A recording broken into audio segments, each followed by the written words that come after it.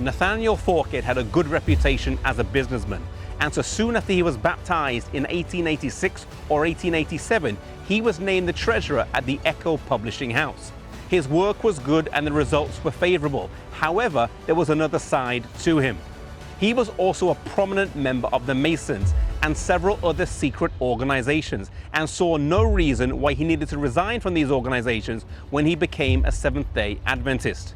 However, his interest in the work of God began to fade, and his friends were concerned for his spiritual well-being.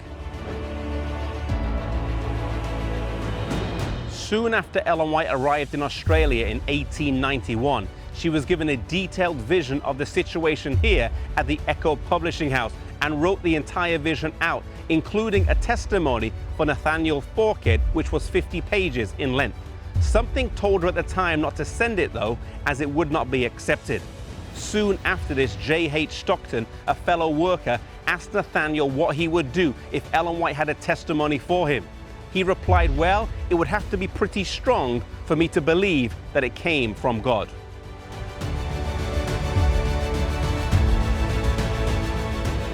Not long after this, Nathaniel dreamed that the Lord had prepared a message for him through Sister White. And so the next time he saw her, he asked her if she had a message for him. She was tired and said that she would share it with him later, but he insisted.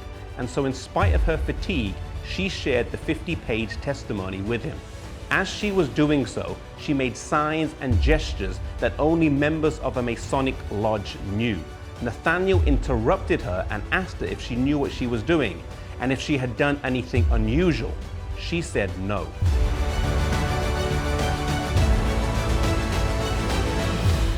She spoke on and made another sign that she later said her attending angel made her do. Nathaniel turned pale. He had only learned this a few days previous, and it was known to only 6 people in the whole of Australia. There was no way a woman could know this sign.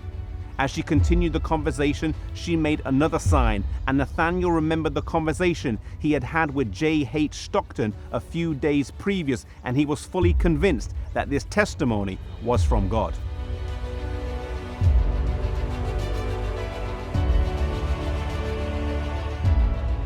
Finally, after speaking for more than 3 hours, God prevailed, and Nathaniel surrendered everything to him and made a vow which he kept, that he would resign from all the secret societies that he was a member of.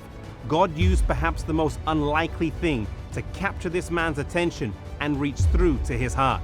God meets us where we are in ways that will grab our attention, but maybe not someone else's. Today we might not have a living, breathing, live prophet, but we still have God's inspired word, and his Holy Spirit still speaks to our heart.